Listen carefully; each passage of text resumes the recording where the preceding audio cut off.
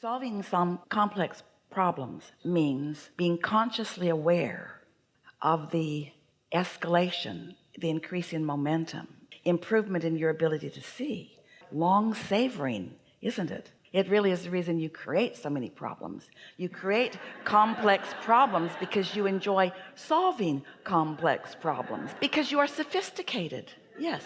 And I love the allowing of the solution, and this new problems will surface around me in a place where it's technical and it's stuff I haven't observed before, and I have to allow a learning quickly. It's just so nice when it's like I can more and more trust that a solution is going to come in what others might see as an unreasonably quick period of time.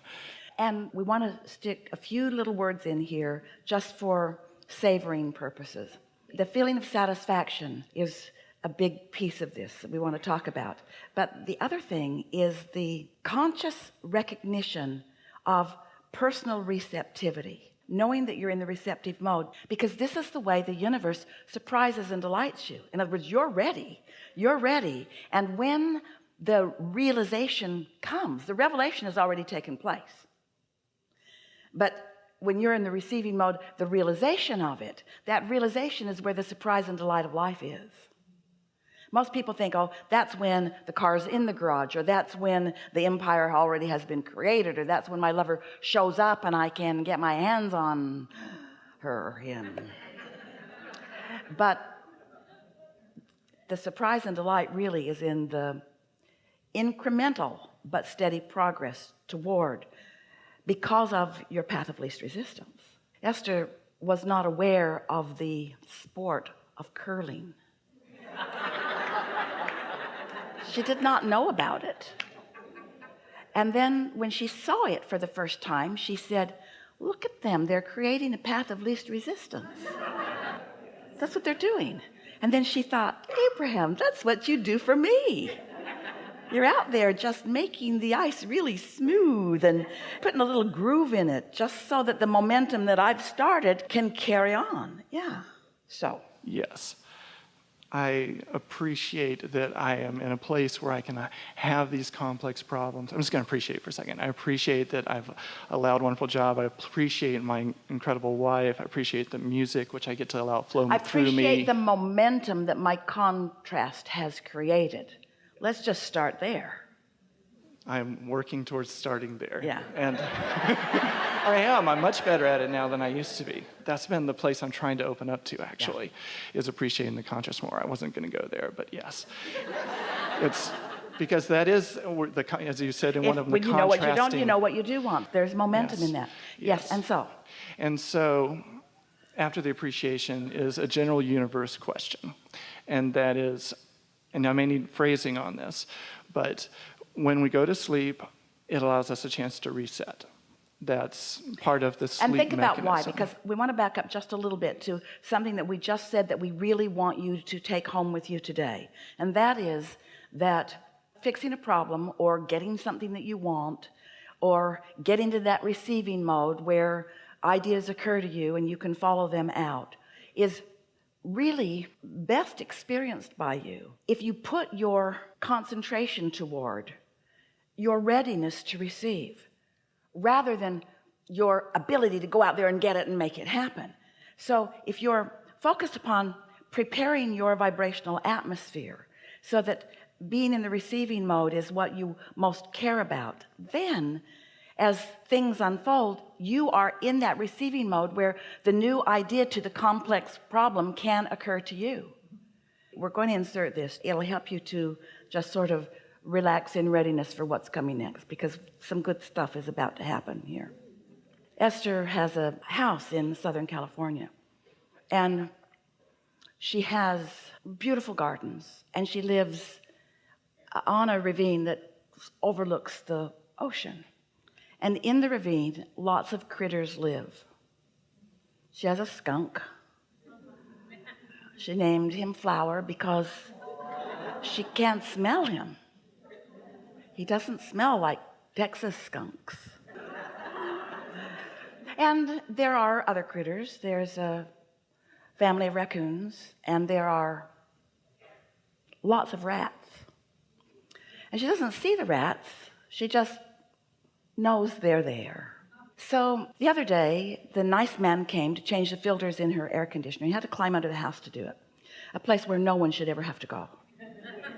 But he happily goes and he changes the filters, and then he leaves. And the next time Esther goes to adjust the temperature, she realizes that there's an error message on her thermostat, an alarm that she had not noticed before. Whether it was there or not, she's not sure. But since he's just been there, she's more alert. So there it is. So she calls him back and says, since you were here, there's a little alarm on my thermostat. Maybe there's something not plugged in, or maybe. And he said, I'll come out and I'll check on it. And so the next day he came and he looked and he looked and he looked and he looked and he looked and he looked and he looked and he looked. He could not find anything. And he said to Esther something that was completely illogical to her. Must be user error. But in this situation, Esther could not understand how that could be, because she was doing the same thing that the user had always been doing. But now she has an error. And so he said, you may have just tried to turn it too cold. And Esther thought, no. But anyway, he had reached the end of his ability to help her, and he started to leave. And then Esther, being in the receiving mode, she really likes this person, said, oh, wait. There's something I wanted to ask you about. Haven't heard it lately, but a few months ago, I was out near the condenser out there in the garden, and it was making quite a racket, like there's something broken off in it, or maybe some leaves in it or something, but it was making a sound that I'm not used to hearing. He said, did you hear it lately? And Esther said, no, but could you just take the cover off and see if there's anything in the way? So he took the cover off, and he came back in the house in about 15 minutes, and he said, rats have chewed your wire, and that's what the error code is about. And Esther said, those dirty rats. Now, how does that happen? Esther didn't remember, she didn't have that on her list of things she wanted to talk to him about, but it was the path of least resistance to the solution that she was looking for. And so she is just a willing, cooperative component to her own solutions. And he said, good thing you remembered that. And Esther thought, I actually don't think I remembered that. I think that someone knew what was going on. So then Esther said to us, Abraham, why didn't you just say, Esther, the rats have chewed the wire? And we said, because you love the rats. You don't want the rats to be the reason for your problem. You don't want to make unnecessary trouble for the rats. Well, really, she does. She's going to make as much unnecessary trouble for them as she can.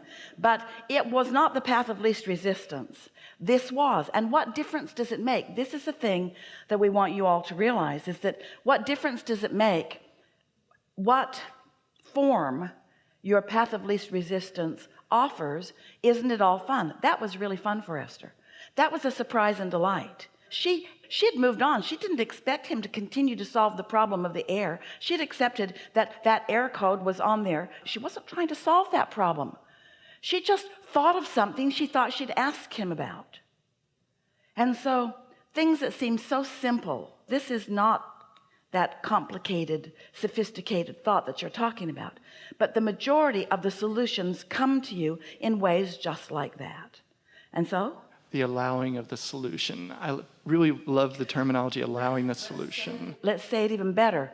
The preparing of myself for the allowing of the solution. The preparing of my happy frame of mind, which means take care of me, take my walk, drink my water, get my rest, play with people that are fun to play with, do the things that make me feel best, meditate, quiet my mind, become as resistance-free as I can, because in a resistance-free zone, you get all the clues.